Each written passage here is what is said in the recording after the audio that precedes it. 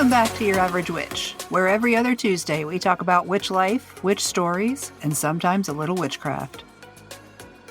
This week I'm still talking with Matthew Venus of Spiritus Arcanum, an online and brick and mortar shop on the outskirts of Salem, Massachusetts. In this second half we talked about Salem Witch Fest, brought some love for Scott Cunningham, and we worked together to craft a spell to connect with our ancestors. Now let's get to the stories. Exactly what you're talking about, but this conversation really reminds me of, one, the phrase, I think it's don't meet your heroes.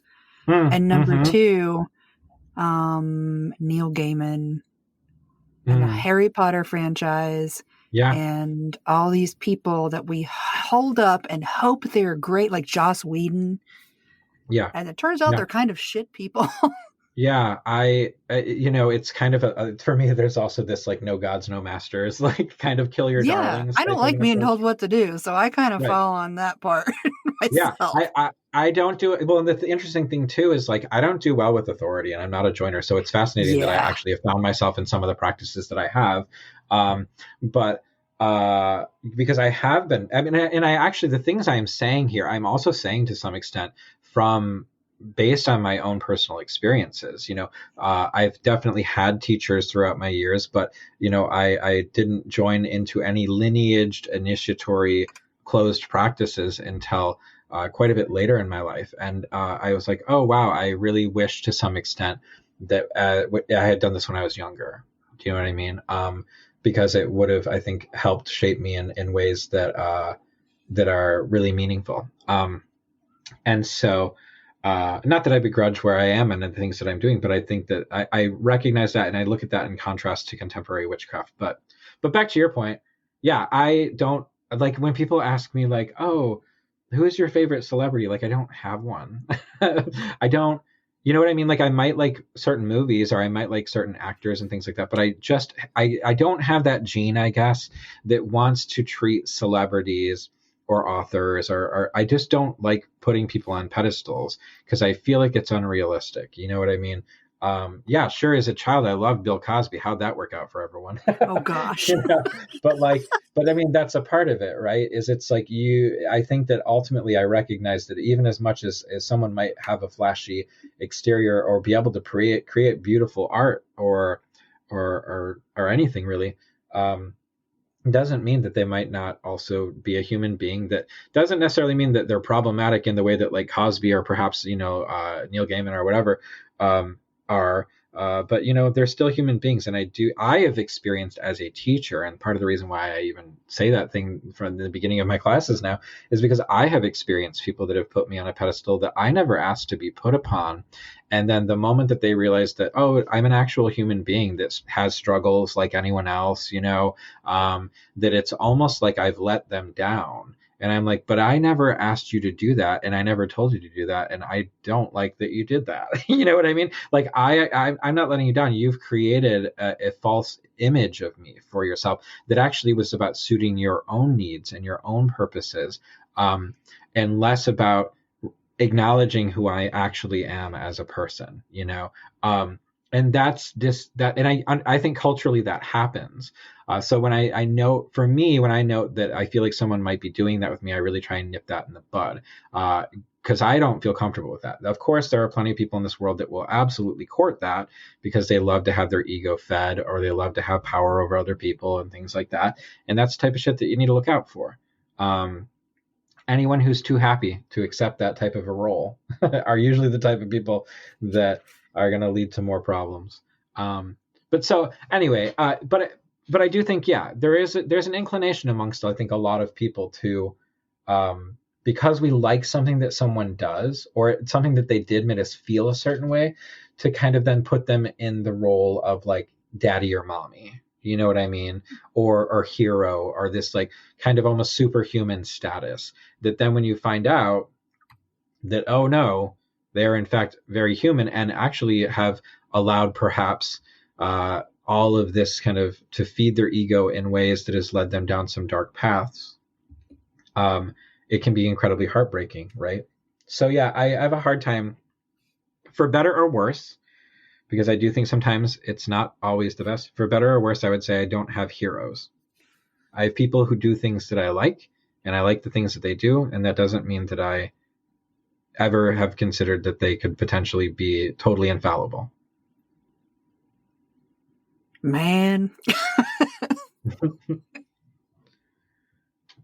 I hope this is an entertaining listen for people. I'm entertained. I'm really having fun in this conversation. We're good. Good. Good. So I imagine I think this is going to be a good one. Can you tell me, you've already mentioned one that I can think of, but how you build community locally to you, in-person community, not just online? Yeah. Well, yeah, one of them, I'd say the biggest one that stands out for me is the Salem Witchcraft and Folklore Festival. Yes. And so it's a yearly festival. We began doing it in 2019. And the first year we did it, it was an in-person festival that we did here in Salem. And, we started out small, but a big part of it was Salem, Massachusetts is oftentimes known or referred to as kind of witch city, but meanwhile, there's plenty of touristy things kind of going on here. And I'm not saying there aren't people that do like public ritual and things like that, but it's like, I've gone to so many amazing magical conferences in my life. And why is there not that here? Like, why does Salem, the witch city, this place that's meant to be a mecca for magical practitioners in a lot of ways, not have a conference that is centered upon magical education and community? And so it's kind of one of those things where it's like, if you want to see it, you need to build it. And so myself and my good friend Jackie decided we were going to do it. And so we did it in 2019, and we did it in person. It was great. And then, we all went in lockdown. So then for several years, we did it as just an online event for a lot of different reasons. We just kept it online after kind of, I don't want to say after COVID ended, because COVID hasn't ended, but we continued doing it online. But last year, so 2024, we finally went back to doing it as an in-person event. However, we do this as a hybrid event. And to the best of my knowledge, I don't know of any other conference that does this. We do it as a hybrid event. So we have an in-person event where people come. You can come to Salem. You can go to the classes in person. We have a bunch of different events that we do as a part of it that are really fun. Like we do a film screening every year. The first year we did Haxan, which was the first movie ever about witches and witchcraft, which is a silent film. And then last year we did The Wicker Man. And so we do this at Cinema Salem, which is a local cinema here, and we do a film screening, and then we do a panel discussion afterwards talking about the magic of it. And this year we're doing practical magic, which should be really fun too. And so we do like a film screening. We have a cabaret where we have burlesque and drag performers, and it's a costume party, and it's really fun. But we also have, several days worth of classes during the days with, honestly, I will say, I think that our conference falls into the realm of what I would consider to be an intermediate to advanced practitioner audience, just because of the caliber of presenters that we have and the specialized kind of realms of things that they talk about, which I think is great, because I feel like we provide something that we need to see more of. It's important for us, I think, as organizers, to highlight voices that we might not always see. We don't just choose a presenter just because they're a popular author, which there's nothing wrong with that. I love popular authors. A lot of them are my friends, but I think that there are a lot of voices in the magical community that we don't always hear from, and some of those are people who do magic as a vocation. Some of them are academics. Some of them are both of those things. But really trying to highlight and promote voices that we maybe don't see all of the time, and focusing on subjects that you maybe don't always see talked about all the time, because they might feel a little too niche or maybe a little too advanced for the average conference. So we wanted to kind of fill a gap that we felt like existed both in what was happening in Salem, but also maybe what's happening in the broader realm of magical conferences. And just do something that was contributing to the broader thing, and don't get me wrong. I think it's very important that there are a lot of magical conferences that are more at a beginner to intermediate level for people to come to. And so, but there's a lot of those, you know what I mean? So having something that's a little bit different. So we do a lot of events with it. We also do, one of them, the crowning jewels of this particular thing for me that I think is one of the most meaningful, is that for our in-person event, a part of what we do is we do a night of witchcraft and ritual and magic in the Salem Witch House, which if people are not familiar with that, that is the only still standing really building that has historical ties to the witch hysteria that took place in Salem, and it is the house of the Judge Corwin, where the first accusations took place. And so it's called the Witch House, but it was actually lived in by one of the judges of the time. And so there is something, and I believe, to the best of my knowledge, that we are the first people who have actively done magic and witchcraft in that space. So really, to have that trust by the caretakers there to allow us to do that is really meaningful. But also, it feels like a real act of kind of empowering or reclaiming, if you will, to be able to do that in that space, you know. And oftentimes the workings that we are doing, the rituals that we're doing, the focuses that we're doing with this collective and the people that are there for the conference are geared towards things like social justice, things towards, you know, liberation, protection, all of these types of things. So it feels really poignant, you know, as a part of what we do. So it's really, I mean, I would say a big highlight and like, you know, really meaningful, a part of the work that I feel like I'm doing at this point in my life, to be able to create an event like this. And the nice thing about this is, you know, we have so many amazing classes and presentations that also recognizing that not everyone can get to Salem. And Salem's not a cheap town. It's not a cheap event to come here in person. But, you know, you can attend online and get all of the classes and workshops that way. I think we have like 54 classes and workshops this year, and you can get them online, and then you can also you have recordings of them, so you can watch them whenever you want. So we try to make it accessible in a lot of different ways for people, so it does create even like a broader online community, but also an in-person community, and it gets people here to Salem, meeting new people.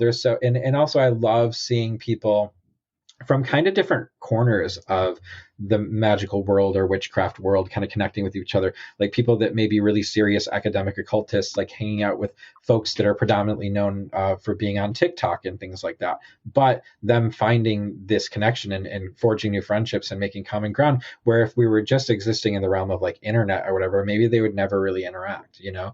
I love that. I love seeing those types of connections being made, and also just the sharing of information and the shared love of all things magical. So creating a container and a space for that is really amazing, you know. One of the other things that I do, it's kind of an extension of Salem Witch Fest, is we do a couple of markets throughout the year. So I do a midsummer market, and I do a midwinter market. And so those are markets that it is magical crafters, you know, magical apothecaries, artists, clothing makers, all sorts of things. But it's got, you know, it centers around kind of a dark aesthetic and oddities and witchery and all of these things. But it's really bringing together a lot of the people that are kind of local, but also abroad, like makers and vendors and things like that, which is meaningful to me as someone who, you know, that's where I got a lot of my start, was in these kind of vending events. And so some of these people are my friends, but also helping to highlight people that are just getting started out. If I feel like you've got like an interesting thing and quality goods or some things like that, trying to help people out in that way. And those are just always really fun events too, because I love seeing, I guess I love creating a container or creating situations or events where people make new connections and maybe find a new, you know, clothing seller, or, you know, two vendors become friends, and next thing you know, they're doing collaborations together or things like that. That is really cool, I think, you know. So I'd say that that's like one of the ways that I feel like I you know, build some in-person community around here. I wish I had a bigger shop. Because if I did, I would be doing community rituals monthly and things like that. But my shop is pretty tiny, so it doesn't lend itself to that, unfortunately. So can you remind us of how they can find out more about Witchfest? Oh, yeah. So the website is Salem witchfest.com. We have Instagram, and I think it's also, I should double check. I should know my own thing. But the Instagram is also just Salem Witch Fest, all one word. And so you can find us there. But salemwitchfest.com is a good one to find out more about the event. Because it takes place at the end of August this year. So there's still time to join us either online or in person. We have a lot of really fun activities for the in-person event this year. In addition to what I talked about, we also have like a sunset cruise, and we have like trolley tours of the city where people will learn about the history of Salem, and we have plant walks and all sorts of other really fun things happening. So if you can make it out, I encourage you to. And if you can't, you can sign up for classes online. You can sign up for a full package or day passes, or you can sign up for individual classes online if just one or two things really catch your interest, and kind of see what we're about and some of the caliber of things that we have to present. Yeah, while Matthew was talking, I looked at the website and I looked at the guest list. It is very long, and I am very envious of people who get to go in person. And I will say what's interesting is that some of the folks that we have as presenters this year are only doing online because we actually, I will tell you, one of the biggest struggles that we have, and it's a beautiful struggle to have, is choosing who we're going to have present, because every year we are blown away by the response that we get of people that submit to present at this festival. And it's hard saying no to some of these presentations, but we only have so much space. Literally this year we added a day so that we could have even more presenters. And I think pretty much everyone is only doing like one class. And so we have so that's like 54 some presenters, and they're all only doing one class because we wanted to get as many people in as possible and give them a chance to like present, because we get so many amazing submissions.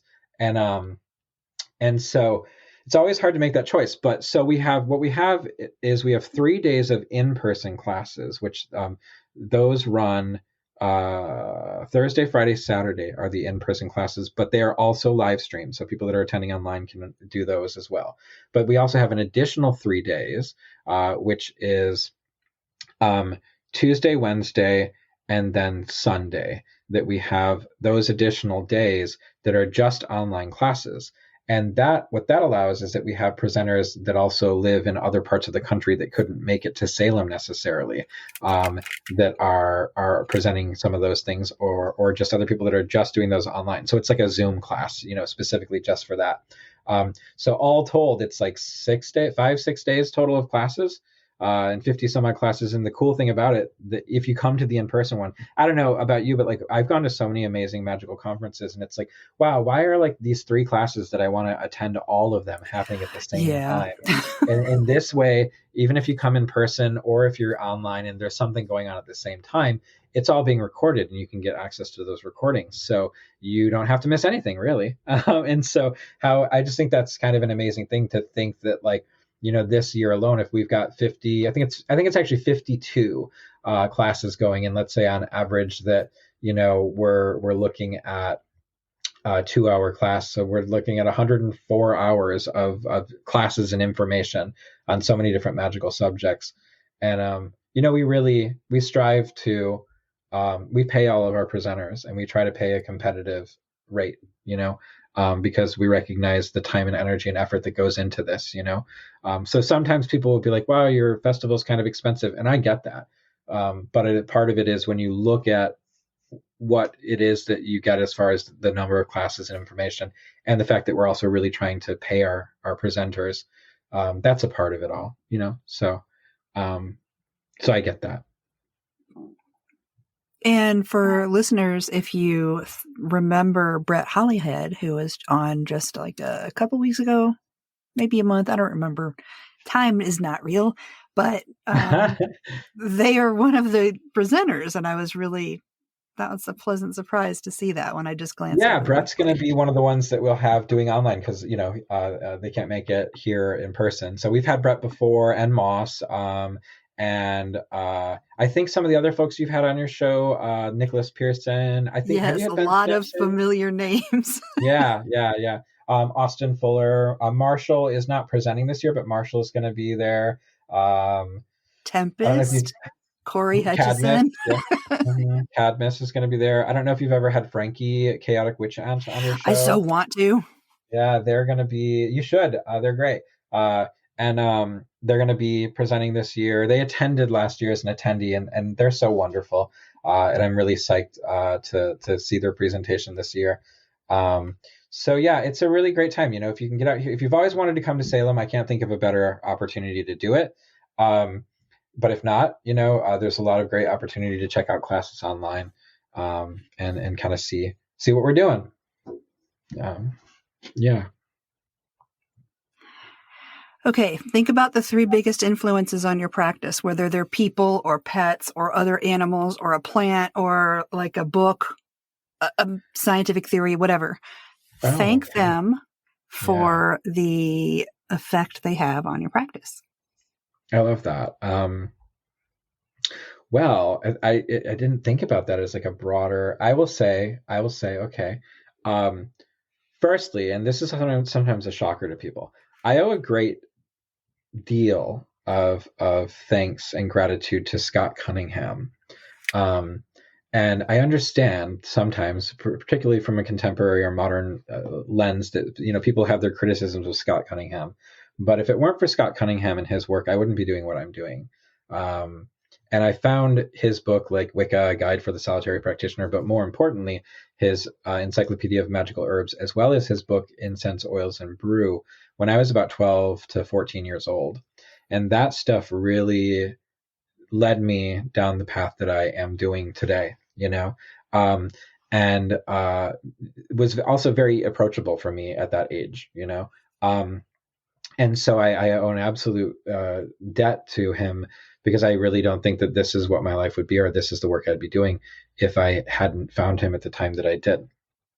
And really kind of that led me towards really doing magical formula creation and magical apothecary, and really kind of diving into the folklore and the magic of plants and things like that. So absolutely, big thanks to Scott Cunningham for the ways in which, also in his book, because Scott was queer or was gay, also in his book, I think it was in Wicca, Guide for the Solitary Practitioner, talked about how, at least in Wicca or paganism or whatever, that there was no judgment against homosexuality. Now, whether that's absolutely true in all corners of paganism and Wicca, I'll let other people decide whether or not that's entirely true. But at least for me at that point, I was also very much when I was stepping into my magic and my understanding of my witchcraft and my power, was also very much when I was stepping into fully understanding who I was as a person and my sexuality and the ways in which that expresses itself. And so that was also something that I think, in the broader sense of the overculture and the religion of the kind of overculture, I never felt like I belonged, and his work made me feel like I maybe found a place that I could belong. So that was pretty meaningful. And He gets a lot of so, love yeah, on this question. He gets a lot of love from a lot of people. and he should, and so so there's that. I would also say, if I'm gonna, I forgot that we can talk about plants. I want to there's so many plants that I would love to thank, but in particular, one of the plants that I have a very dear relationship with, and that means a lot to me, is cinquefoil, oftentimes also referred to as five-finger grass. And I love all cinquefoils, but I have a soft spot in my heart for what's oftentimes referred to as sulfur cinquefoil. They have kind of woollier leaves. They kind of look like marijuana leaves almost, and they're a more of a sulfurous color to the flowers. But that is a plant that has been very near and dear to my heart. And it's also one of the first ones that I really learned how to identify, I think, in the wild. But it works very well because it's oftentimes viewed as, it's referred to as five-finger grass, because the leaves, it's like 5 to 7 leaves usually. And it's viewed in Southern conjure and hoodoo and the like, oftentimes as like a grasping hand, and also that it can bring you all the good fortune that five fingers can grab or hold on to or can conjure up or whatnot. And sometimes it's said that the five fingers relate to five different forms of magic. Oftentimes it'll be like love, money, protection, health, and like just general blessings or whatever. But it'll also vary depending upon who you ask. But for me, it also works as a plant ally. And this is one of the things when you start to really develop spirit relationships with plants and animals and other materia and things like that, is that you'll often find that these become relationships like friendships. And that these allies, that these spirits can work with you in ways that you might not read in a book. And one of the ways that I tend to work with Cinquefoil is, how we were talking about bringing together disparate elements of things and the crafting of magical formulas or spirit houses and things like this. Well, one of the ways that I like working with Cinquefoil, and one of the ways that it revealed itself to work with me, is it does kind of work like this hand that kind of grabs everything and brings it together and kind of holds these things together, but also brings the disparate elements of a formula into harmony.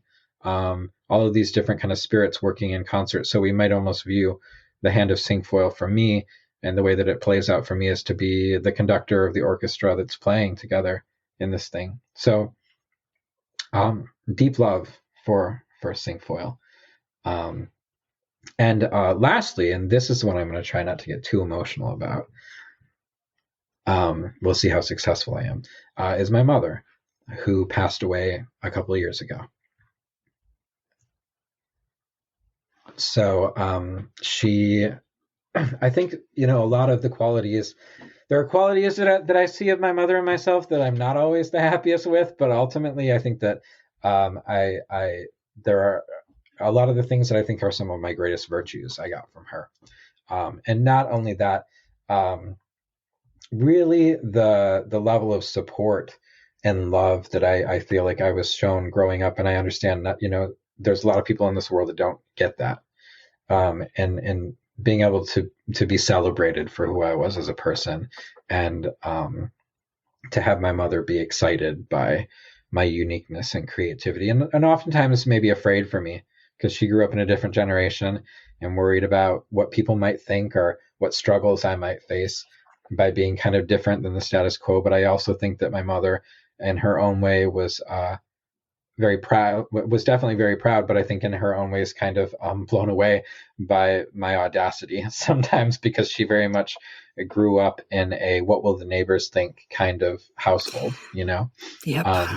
But in the face of that, very much was always an incredibly encouraging person, and so I miss her every day.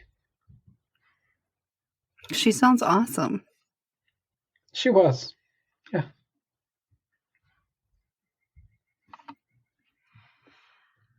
Okay, I'm good. Okay. Yeah, it's, I can't get too much into talking about her because then I'll become a mess, but she was a great lady. Well, thanks for sharing that. Mm-hmm. I love hearing how people and things and whatever. There's a lot of words I could use because it's not always people or things, but I like hearing learning about influential beings. Yeah. Now that you've seen what it's like to talk to me and heard the questions, Yeah. Who do you think would be an interesting guest for the show? I think if you haven't had, I don't know if you've had him before, but have you had Matt Oren on here? No, and I really want to. Okay. I'll see if I can put in a word. Yes, so, please. Yeah, I think Matt would be great on here. I'm trying to think of, there's a lot of other folks that I think could be quite interesting. But I think you've had a lot of, it's funny because I was looking through, I'm like, oh, you've had Amy Blackthorne on here. Oh, you've had, this person or that person. But yeah, Matt Oren, I think would be great on here. I would love to have him. Well, is there anything that I didn't ask that you wanted to talk about? Anything that is happening with you? Did you have any questions you wanted to ask me? I kind of mentioned some of these things, but I would really love to shout out and promote my upcoming book, Ensoling the Effigy, which is art of inspirited objects, that is going to be coming out in October from Cross Crow Books. And a lot of the things that we've touched on today are throughout this book in more detail. So it's a book that's not just about the crafting of spirit vessels. It is about animism. It's about reciprocity. It's about forming relationships with spirits. It's about doing spirit work. It's about so many of these things. And so, as I said, I'm hoping that this book inspires more conversations around these topics in the broader community. So I really hope folks will pick it up and check it out, and that it will in some way inspire your practice. So that's coming out in October. It's been an absolute labor of love, and I will be very happy to have it out of my hands and out flying around the world, so that I can kind of take a break from it, because you get very intimate with the book and you struggle with it until it is fully born. And so I'm excited to have it out there in the world. I'm so we have excited that. to see it. Yeah, I'm very excited to see it as well. So we have that. Of course, Salem Witchcraft and Folklore Festival. Check it out. Check it out online. You can actually, if you go to our website on salemwitchfest.com, we actually have the vault section, which is class archives from previous years. So you can even look over previous classes that we've had. They're available as recordings, and you can watch something today if you see a class that looks interesting to you. So I encourage folks to please check out Salem Witchcraft and Folklore Festival. Come see us in person or join us online. And stop by Spiritus Arcanum, check out some of the wares that we have.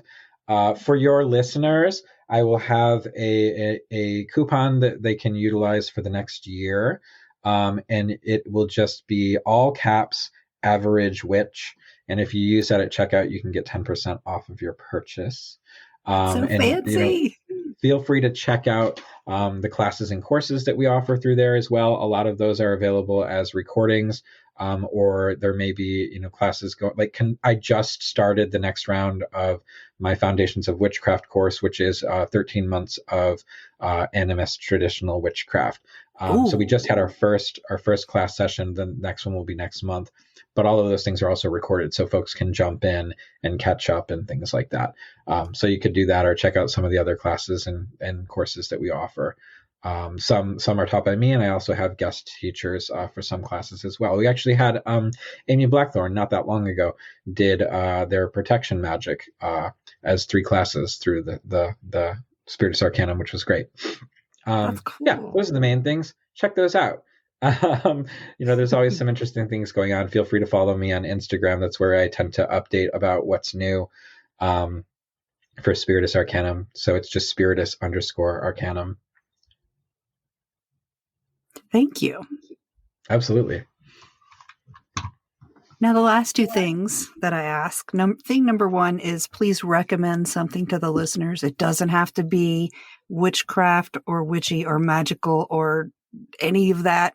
Just whatever you're into this week, recommend it. Oh, wow. Okay. What do I want to recommend to people? Shoot. I got to think on that. Give me a second. I feel like I really should there's lots of things I want to recommend to people.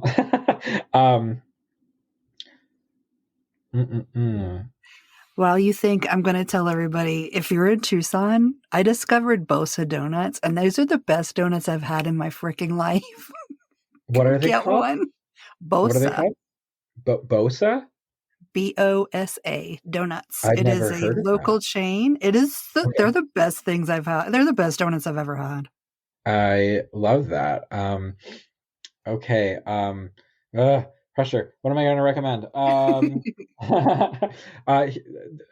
don't know. This is what I would recommend, and it's not a specific thing, so I don't know. It's more of an action. Study history. If you're a witch who doesn't study history, start doing it. Start looking at historical books on magic, particularly things that came out from the early modern period and such, because you'll have a better understanding of the origins of witchcraft and conceptions around it. If you're not familiar with Agrippa's 3 books of occult philosophy, you should be as a magical practitioner, because it had a huge influence on what we consider to be contemporary magic. Put down TikTok, pick up a book. That type of a thing.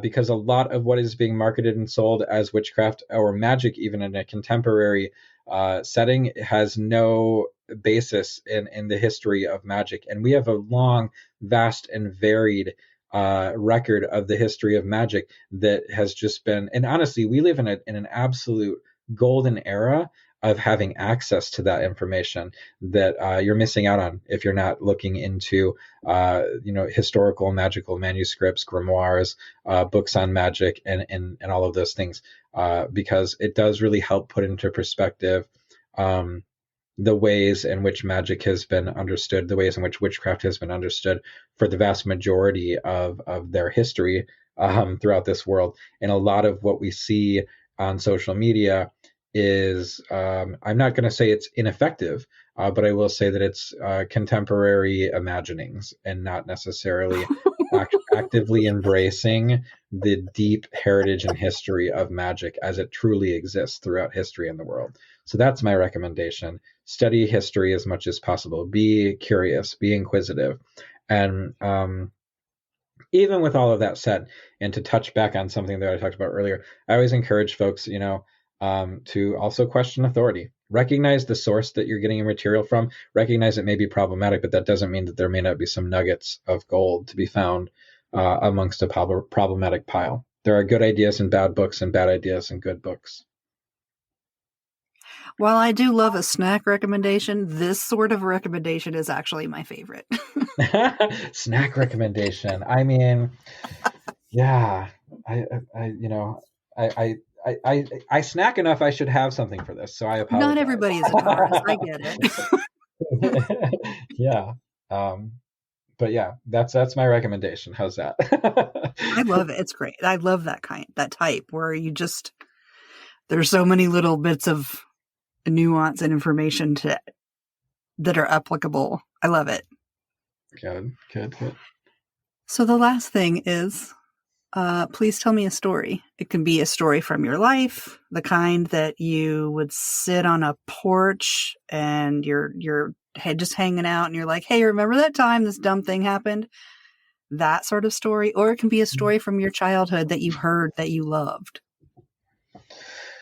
So when I was a child, and still today, I had and have a deep love for serpents and snakes. I mean, I've always loved reptiles and amphibians. I found them to be incredibly magical and interesting creatures, and I love toads and frogs, but particularly snakes and serpents, particularly snakes, have been a big part of my magical kind of practice, but also something that I was always drawn towards as a child. And I used to, find all of the snakes in the woods and land around me, and I'd always want to catch them and hold them, and they would oftentimes be, very tame with me. And so I had this, I would say, if we're going to get, mythopoetic about it, this serpent charming quality to me. I also, as a child, used to spend a lot of my days very much, I was a nature boy. I'd trample, around the woods, lifting logs, finding salamanders, just kind of spending time and communing with the plants and animals, and could get lost for, hours and hours. And, it's interesting because as I kind of got older, I moved to an area where there wasn't as much kind of easy access to woodland and nature and things like that, if you will, around me. And this was more and more as I was starting to get into witchcraft and magical practice. And I think I was focused a bit more on sometimes the tools and the doing things the right way and the ritual and the candles and all of these things about like what witchcraft and what magic could look like. And it wasn't until, of course I still, had my connections to nature and things like that. But I'll say one of the things that kind of was an interesting and transformative moment for me was Probably in my like late 20s, I finally lived in a place where I was surrounded by, I had a lot more woodland near me.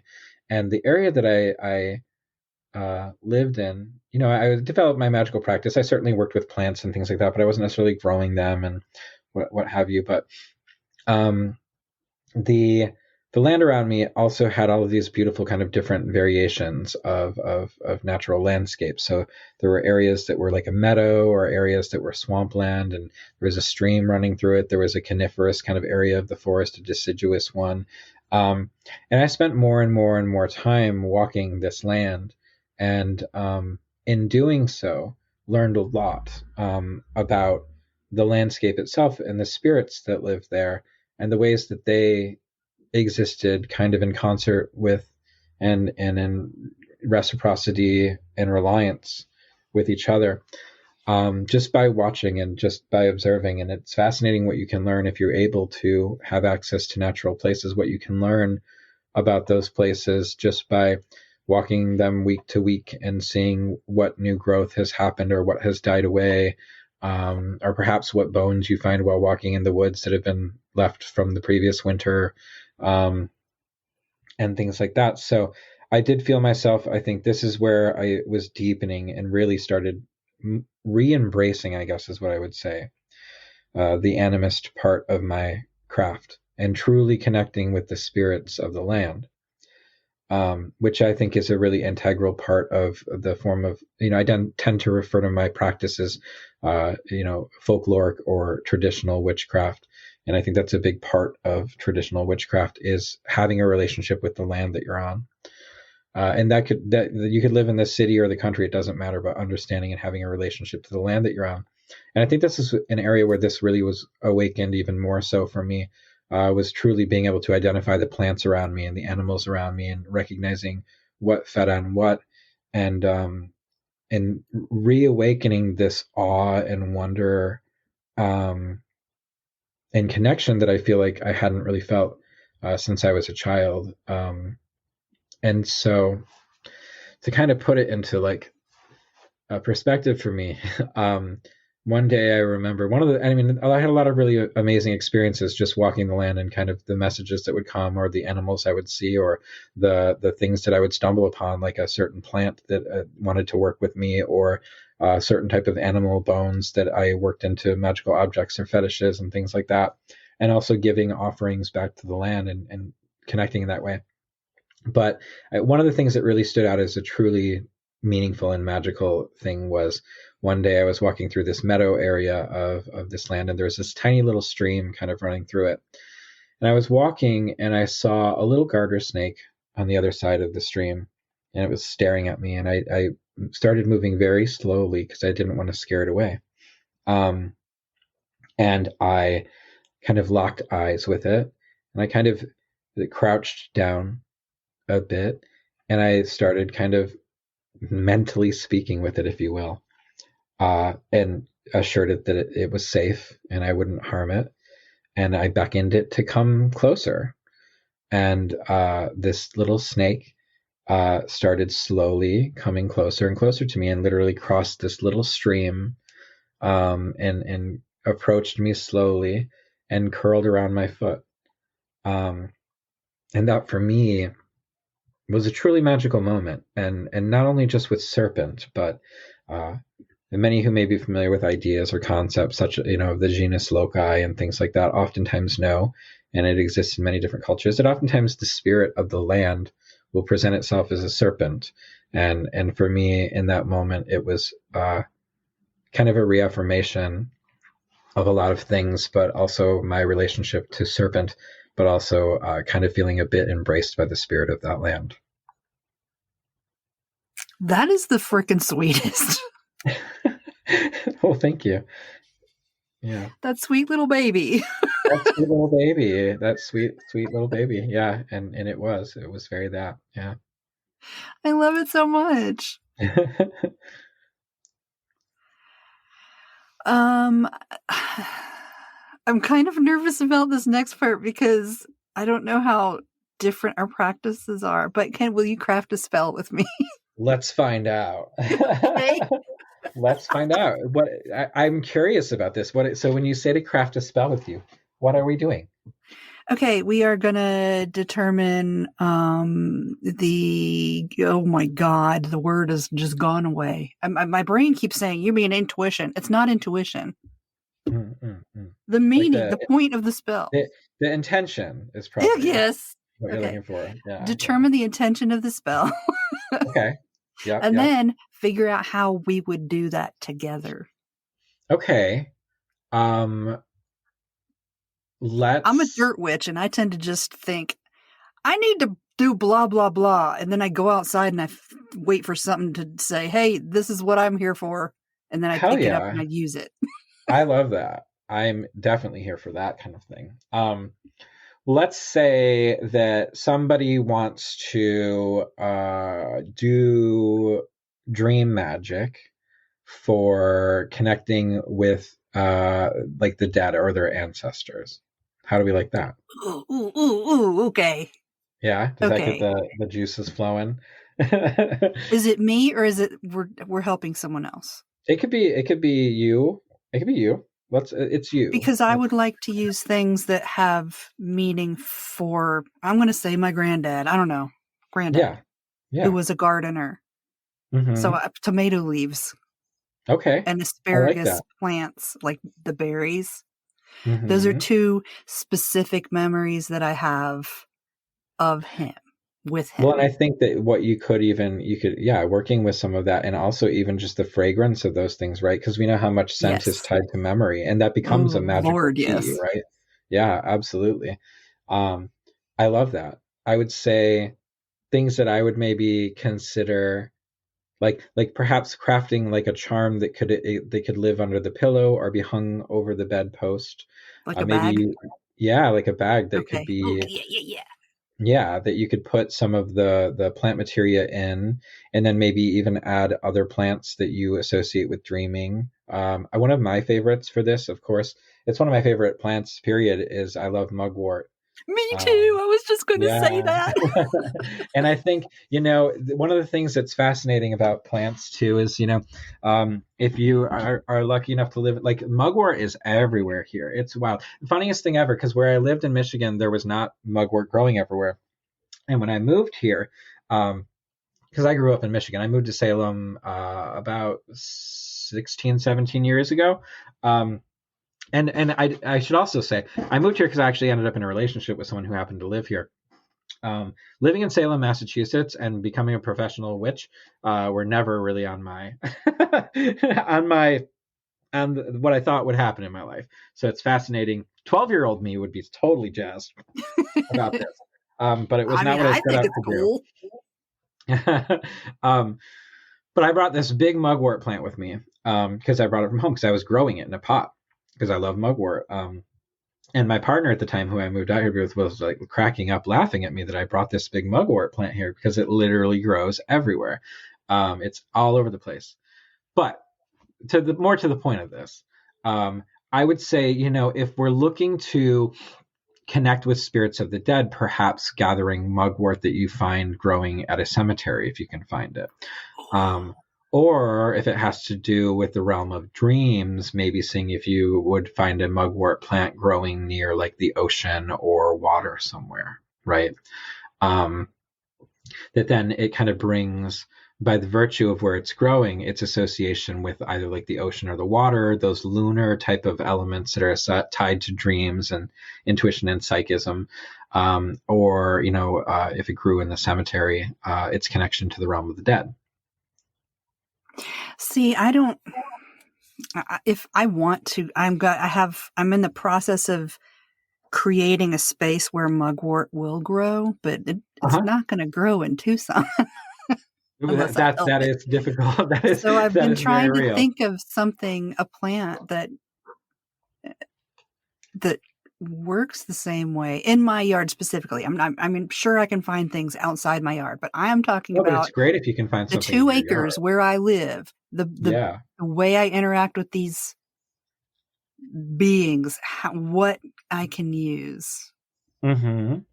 Well, what I would use is the saguaro. My beautiful saguaro fell. And What kind of plant is that? the cactus, the That's what I giant, thought. Yeah. yeah, the great big, like Wile E. Coyote Yeah. Roadrunner, The those big classic when you cactus think that of a you big see. cactus. Yeah. Yes. And she fell, and as she decomposed, which seems to be happening really fast in my opinion, she Hmm. smelled like honey, which is not what I associate with decomp. Yeah, that's fascinating. So I would actually go see if I could use a little bit of that because Well, of and I like the death that. Yeah. and I the mean, I like age. that. Hmm. And I think that, like, right, this is one of those things where, also if you had a relationship with that plant, right? I tried to. We've only lived Yeah. here for 5 years, and she Hmm. fell like a couple months ago. So Well, one of the things that I always try to encourage people too is it's like if you can like go in your backyard and identify like 5 plants, or whatever, yeah. go in your kitchen cabinet and pull out parsley, sage, rosemary, and thyme. Really get to know those plants. Really get to know those plants. Do your study on the folklore of them and the phytochemistry of them, the culinary uses, the history of them, all of it. Get to know them well, because if you know 5 plants really well, they can do a lot of things for you. And like I just was talking about with cinquefoil and how I work with it, I'm not telling you that you should work with cinquefoil in that way, or that it's even going to do that for you. That's my relationship with cinquefoil. Just like my friend John might be willing to help me move next weekend, but if you asked him, he's going to be like, "Who are you?" You know.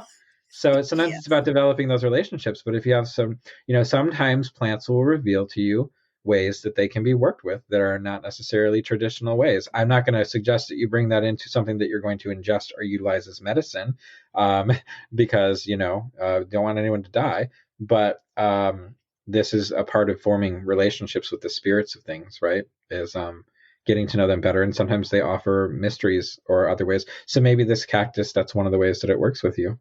This particular type of plant. So I Actually, like that. sort of bouncing off of that a little bit. Hmm. I'm not from here. I'm from Virginia. Hmm. So Hmm. I know about creeks and poison ivy. Well, I still can't identify poison ivy very well, which is a story that Well, I'm not going to go what's into crazy right is I now. can identify so many plants, but I'm awful at identifying poison ivy. But I'll tell you this much: for as much as I've tramped around in the forest, I've never gotten it. So I What? don't know. I got Maybe out I'm one of here those people that doesn't bother, and but it's I'm not all on going to my touch it. face. Oh yeah.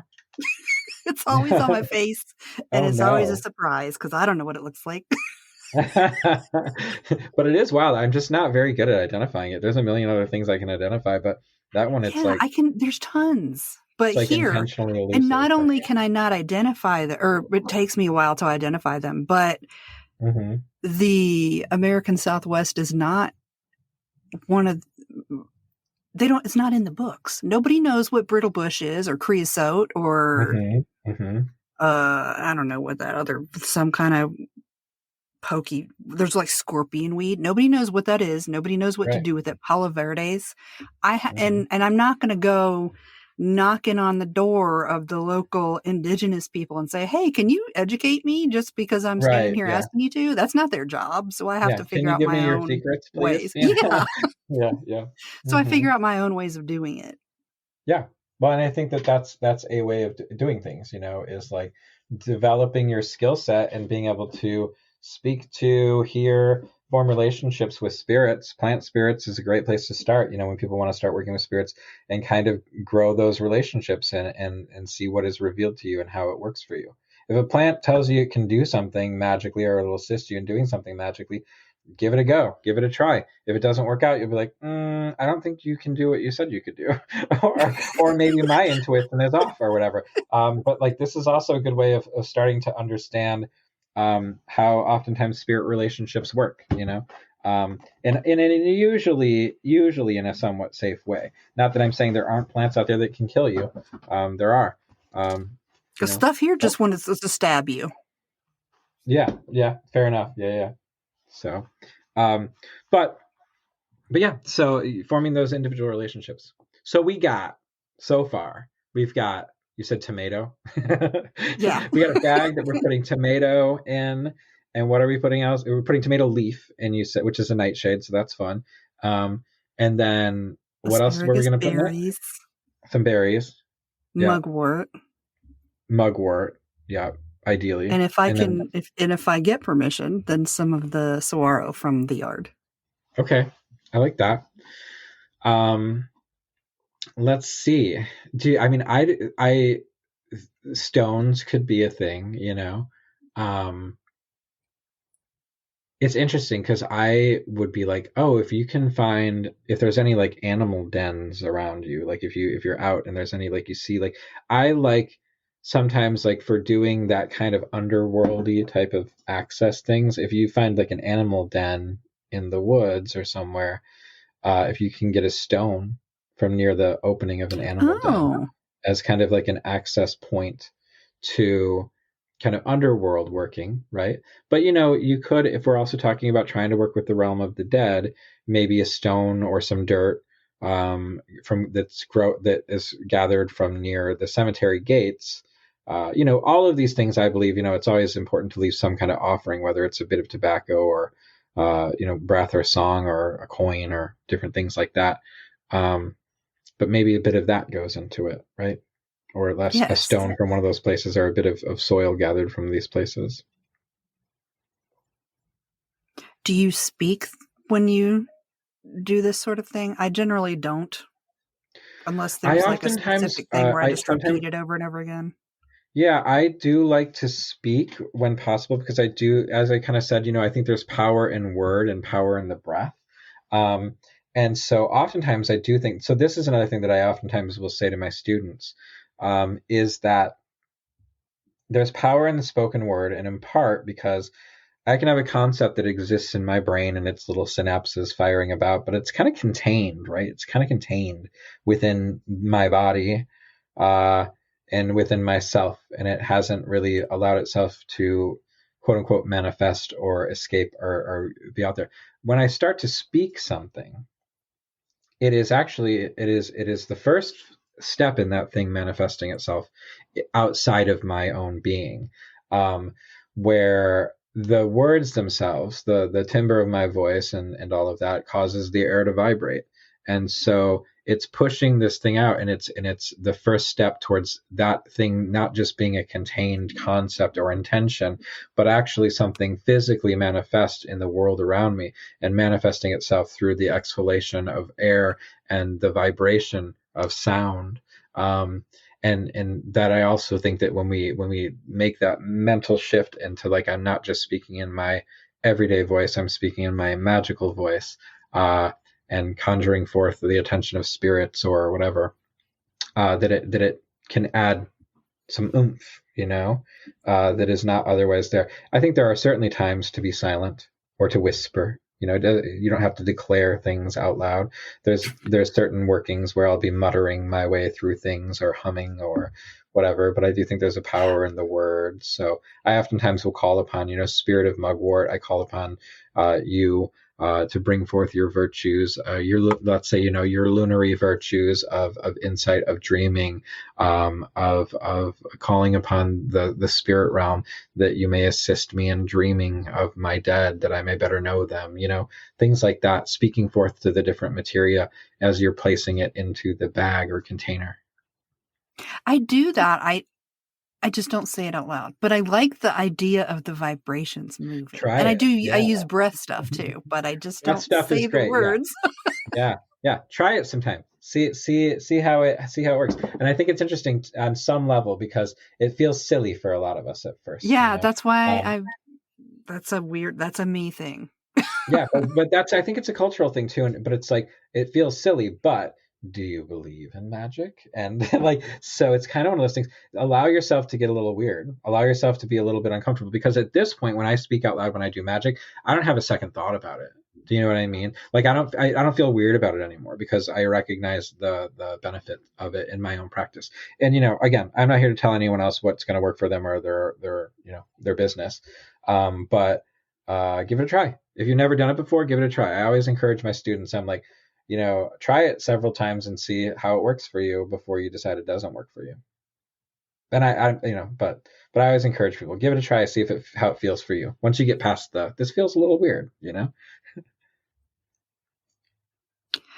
I do not do this, but do you work with deity and that's someone that you would ask for help in it, or would you just try to ask the person or being that you're trying to talk to or I interact don't with? really work with generally what I would consider to be deity in any traditional form. So I'm right there with you. I tend to, again, work with spirits. So it would be, spirits of the materials that we're utilizing, right? The plants or the land or the place, right? So spirit of the cemetery gates or the guardian of the cemetery gates, maybe if we were including the stone, right? So Ooh. maybe calling upon the guard, and depending upon your tradition, maybe you have a specific spirit that is the guardian of the cemetery gates. But if you don't, you can always just say guardian of the cemetery gates when in doubt. And maybe calling upon that, I would also probably call upon my ancestors themselves to bring their blessings upon this charm that I may better know them, that they will reveal information and blessings, while I dream. So kind of going to all of those active, the spirits tied to the various magical materia that's being added to the charm or fetish or whatever you want to call it, the bag itself, and then those spirits that I'm hoping that this will assist me to connect with, right? Or who I would be speaking to, as opposed to a specific deity. But of course, if you had some type of a devotional practice to a particular deity, that would be appropriate too. This is so neat. This is why I do this, because it actually helps my practice. Oh, I mean, I'll tell you honestly, like one of the best things about running a magical festival is I get to hear so many amazing people talk about so many amazing things. So Mm-hmm. it's like it's absolutely wonderful. I love hearing people's perspectives on things, and I like getting diverse and different perspectives. Because I think ideally the more we can share with each other, hopefully, the more enriched each of our individual practices will be. They don't all need to look the same, but as I've said, some good ideas come from bad books and some bad ideas come from good books, but I like reading all of them for that reason, because I just love magic and I love talking about all of this with people, because I think when you stop being curious and you stop growing, what are you doing anymore? So I'm always curious and I'm always excited to hear things, even oftentimes things that fly in the face of what I think I know, because I like to sometimes be like, Yeah. why do you do that in that way? That's weird. But it doesn't, we don't all have to do the same thing or believe the same things or work in the same way. But I just like hearing other people's perspectives. So for me, this would be done. Mm. I would probably burn some stuff, but that's partly just because I like burning stuff. Yeah, But fair. this would be done Same. for me. I would just Yeah, like yeah, throw it under there yeah, and be like, okay, here we go. yep. Yeah. Is this where you would stop, or would you No, I think do that that's something probably where I else? would stop. You know what I also do, and I'm going to throw this out there briefly. We don't need to spend too much time on it, but I also really like to confirm a lot of things with divination. But that is for me in working in concert with different spirits that I'm working with. So I have different divination tools that are dedicated to different spirits that I work with. So I might do a bit of divination to be like, oh, is this formula going to be the most optimal for this thing? And is there anything that's missing, or maybe is there anything that needs to be taken out of this to make it, anything else that we might need to do with it ritually too, to kind of verify those things, right? I always kind of like doing that. So I would probably do maybe a bit of divination on it. But also, I'll tell you this much: the more you do divination, the more you start to understand and trust when your intuition is hitting. So sometimes if I felt really good about it, I'm like, no, this is good. It doesn't need anything else. Like I might not divine on it because I'm confident in the formulation of this thing. So one of those, that would maybe be another step that I would throw in, but it just depends on how good I feel about it. If I feel like this is good, this is solid, and I know it in my bones, I don't need to ask anybody else's opinion on it, then I would leave it as is. Listeners know that I am uneasy about divination, but I am pushing myself. I've started doing not daily readings, but if everything is working out, then I'll do a reading. So Mm-hmm. I like that idea. Yeah, I use divination. I would say, I mean, aside from when I'm doing like readings for clients and things like that, I use divination predominantly for spirit communication. So, and it is oftentimes played out in this way, where it's like I'm having a conversation with a specific spirit. It's not like just a nebulous, I'm doing like a tarot reading type of thing, and I'm speaking to an unspecified source. Usually when I'm doing divination, it is a conversation between me and some form of spirit, whether it's ancestral spirits or the ancestors of my clients, or particular spirits that I have relationships and pacts with, that help me with certain types of workings. So that tends to be one of the primary ways that I use it, more so than just doing like a what's my week gonna look like, which there's nothing wrong with that either. But that can be a really good way to kind of like, have a conversation with some of the spirits that you're working with. I like that. Mm-hmm. Yeah, I do talk about that in my book too. so there's a bit of that in there too, because I oftentimes think that it's an overlooked way of utilizing divination, and I really like systems of divination. And this particularly, you find this a lot more frequently in a lot of African traditional practices, but having systems of divination that can provide more like yes, no, maybe type of answers, as opposed to just like pulling tarot cards. And so those can be good because it's like, is this formula complete? Yes, no, maybe. So it's like, maybe, okay, maybe. Does something need to be added? Yes. Okay, do I need to add, what about if I add this herb?